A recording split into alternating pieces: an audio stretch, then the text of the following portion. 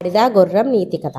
కృష్ణాపురం అనే ఒక ఊరిలో రామయ్య అనే ఒక వ్యాపారి ఉండేవాడు. అతని దగ్గర గాడిద మరియు గుర్రం రెండూ ఉండేవి. అతను తరచూ పట్టణానికి వెళ్ళి అక్కడ కావలసిన సరుకులు కొని ఆ మూటలను గాడిద మీద వేసి తిరిగి గ్రామానికి చేరుకునేవాడు. గాడిద అయితే పెద్ద పెద్ద బరువులు మోసేది, కానీ గుర్రానికి మాత్రం ఎలాంటి కష్టము ఉండేది కాదు. ఎందుకంటే ఆరోగ్యానికి నడక మంచిదని రామయ్య వెళ్ళేటప్పుడైనా తిరిగి వచ్చేటప్పుడైనా గుర్రాన్ని గాడిదతోనే వదిలేసి వెనకాలే నడుచుకుంటూ వచ్చేవాడు. మరీ అవసరమైతే తప్ప గుర్రం ఎక్కేవాడు కాదు. దాంతో యజమాని తనను గొప్పగా చూసుకుంటున్నాడని గుర్రం గాడిదను వెక్కిరించేది. ఒకరోజు పట్నం నుంచి బరువైన మూటలు మోయలేక అవస్థలు పడుతూ వస్తున్న గాడిద తన పక్కనే ఉండి ఎలాంటి బరువులు లేకుండా హాయిగా నడుచుకుంటూ వస్తున్న గుర్రంతో ఇలా అంది. మిత్రమా, ఇంత బరువును మోసి నా నడుము విరిగిపోయేలా ఉంది. ఇందులో కొంత బరువునైనా నీవు పంచుకుంటావా? నేను ఏదో ఒకనాడు నీకు కూడా సహాయపడతాను. అందుకు గుర్రం పకపకా నవ్వి ఇలా అన్నది. నీవు నాకు సహాయపడతావా? ఎలా సహాయపడతావు? నేను రాజుని, నీవు సేవకుడివి. ఏ విషయంలోనైనా రాజుకు సహాయం చేయగలడా?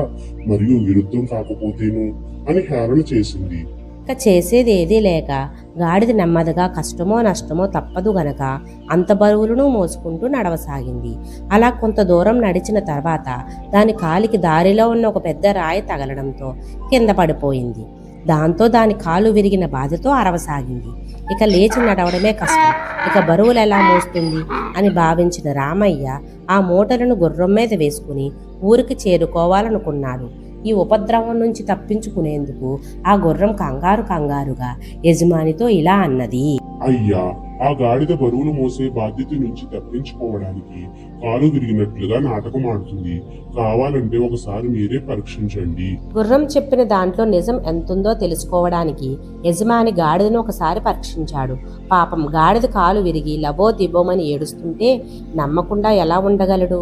ఇప్పుడు మూటలు మోయకుండా తప్పించుకునేందుకు గుర్రం గాడిదపై లేనిపోని సాకులు చెబుతుందని భావించి తన దగ్గర ఉన్న దుడ్డు కర్రను తీసుకుని గుర్రానికి 4 తగిలించాడు. చివరికి ఆ గుర్రానికి దెబ్బలు తప్పలేదు, మూటలు మొయ్యడమూ తప్పలేదు.